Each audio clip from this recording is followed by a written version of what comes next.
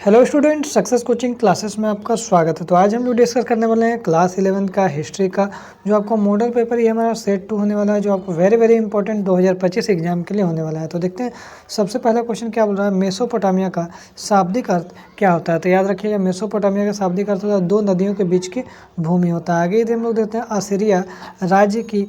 Assyria सभ्यता की राजधानी कहाँ थी। तो याद रखिएगा आपका बेबीलोन हो जाएगा। आगे देखते हैं सुमेर का शाब्दिक अर्थ क्या हो जाएगा। तो सुमेर का जो शाब्दिक अर्थ है वो हमारे ईंटों से बने शहर हो जाएगा। आगे यदि हम लोग देखते हैं क्वेश्चन नंबर 14 क्या बोल रहे हैं, मेसोपोटामिया की सभ्यता में जो पट्टिकाएं पाई गई उनमें से जानवरों के चिन्ह प्रधानता है, बैल, रोटियां या मछलियां। तो याद रखिए इनमें से सभी हो जाएगा। आगे देखते हैं क्वेश्चन नंबर 5 क्या बोल रहे हैं, कुम्हार के चाक का आविष्कार किस सभ्यता की देन है। तो याद रखिएगा कौन सभ्यता की देन है, मेसोपोटामिया की सभ्यता। आगे देखते हैं मेसोपोटामिया की प्रमुख उपज फसल कौन सा है। तो याद रखिएगा हमारा आपका गेहूं हो जाएगा। आगे यदि हम लोग देखते हैं क्वेश्चन नंबर हमारा 7 क्या हो, तो झूलते बाग की सभ्यता की देन है। तो याद रखिए बेबीलोन सभ्यता की देन है।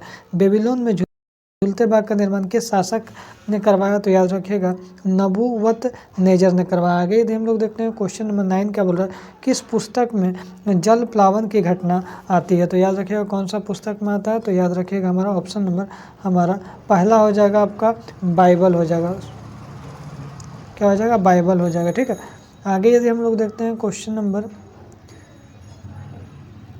10 क्या बोल रहा है। तो क्वेश्चन में 10 बोल रहा है मिस्र की सभ्यता का विकास किस नदी के किनारे हुआ। तो याद रखिएगा हमारा कौन सी नदी है, तो नील नदी के किनारे हुआ। रोमन साम्राज्य में नाइट किसे कहा जाता है। तो याद रखिएगा अश्वरोहियों को कहा जाता है। आगे यदि हम लोग क्या बोल रहा है, जब रोम जल रहा था तो रोम का कौन सा शासक बांसुरी बजा रहा था। तो याद रखिएगा कौन सा शासक बजा रहा था। तो हमारा ऑप्शन नंबर हमारा जो हो जाएगा नीरो, बिल्कुल राइट आंसर हो जाएगा। आगे देखिए पेपिरस कहाँ पाया जाता है। तो पेपिरस जो हमारा है कहाँ पाया जाता है। तो याद रखिएगा इसका राइट आंसर हो जाएगा हमारा ऑप्शन नंबर आपका ए हो जाएगा, नील नदी के किनारे हो जाएगा।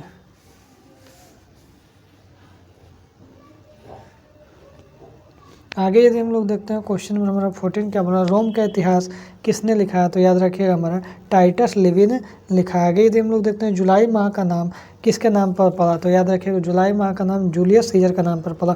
रोमन साम्राज्य के राजनीतिक इतिहास का मुख्य खिलाड़ी कौन था। तो याद रखिएगा आपको उपरोक्त सभी अभिजात वर्ग, सम्राट और सेना। आगे यदि हम लोग देखते हैं क्वेश्चन नंबर 17 क्या बोल रहा है, दिनारियस क्या था। तो याद रखिएगा चांदी का सिक्का था। ठीक है, आगे यदि हम लोग देखते हैं क्वेश्चन निम्नलिखित में से किसे रोमन साम्राज्य के हिस्से माना जाता है। तो याद रखिए भूमध्य सागर को माना जाता है। आगे यदि हम लोग देखते हैं वो स्पेन देश के व्यापार से प्रसिद्ध था। तो याद रखिए जैतून का तेल से था। पेपायरस क्या है। तो याद रखिए एक पौधा है। आगे यदि हम लोग देखते हैं क्वेश्चन नंबर 21 अगर हम लोग देखते हैं तो 21 बोल रहा है हजरत मोहम्मद का जन्म कब हुआ था। तो याद रखिएगा हजरत मोहम्मद का जन्म जो है 570 ईसा पूर्व में हुआ था। पैगम्बर मोहम्मद साहब का वास्तविक नाम क्या था। तो याद रखिएगा वास्तविक नाम जो था वो आपका हसन था। आगे यदि हम लोग देखते हैं क्वेश्चन नंबर 23 क्या बोल रहा है, जिम्मी किसे कहते हैं। तो याद रखिएगा जिम्मी जो है उस किसको बोलते हैं। तो याद है ईसाई और यहूदियों को बोलते हैं। हिजरी संवत का आरंभ कब हुआ। तो याद रखिएगा हमारे 622 ईस्वी में हुआ था। आगे यदि हम लोग देखते हैं क्वेश्चन नंबर 25 क्या बोल रहा है, अल बरूनी ने किस पुस्तक की रचना की है। तो याद रखिएगा आपका हमारा ऑप्शन नंबर डी हो जाएगा, तहकीक ए हिंद। नई फारसी कविता का जनक किसे कहा जाता है। तो याद रखिएगा आपका रुदकी को कहा जाता है। आगे यदि हम लोग देखते हैं क्वेश्चन नंबर 27 क्या बोल रहा है, निम्नलिखित में से भूगोलवेत्ता कौन है। तो याद रखिएगा भूगोलवेत्ता जो हमारा पूछ रहा है वो कौन है। तो इसका जो राइट आंसर हो जाएगा हमारा ऑप्शन नंबर हमारा हो जाएगा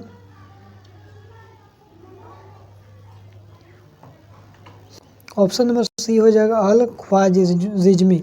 आगे देखते हैं मोहम्मद साहब की पत्नी का नाम क्या था। तो याद रखिएगा आपका खदीजा नाम था। आगे यदि हम लोग देखते हैं क्वेश्चन नंबर 29 क्या बोल रहा है, किसे दूरबीन और कुतुब नुमा का आविष्कार किया। तो याद रखिएगा इसका जो राइट आंसर हो जाएगा आपका ऑप्शन नंबर बी हो जाएगा, चीनियों ने। आगे देखते हैं गजनी सल्तनत का संस्थापक कौन था। तो याद रखिएगा हमारा ऑप्शन नंबर सी हो जाएगा, महमूद गजनवी था। आगे देखते हैं लुई 14वां के निरंकुशतम राजतंत्र का को किसने संभव बनाया। तो याद रखिएगा हमारा 31 का जो आंसर हो जाएगा आपका ऑप्शन नंबर सी हो जाएगा। आगे देखते हैं सामंती व्यवस्था का मुख्य आधार क्या था। तो याद रखिएगा इसका सेवा था। आगे यदि हम लोग देखते हैं क्वेश्चन नंबर 33 क्या बोल रहा है, जो डॉन किकजोट उपन्यास के किस वर्ग के प्रमुखता से चित्रण किया गया। तो याद रखिएगा 33 का हमारा ऑप्शन नंबर ए हो जाएगा।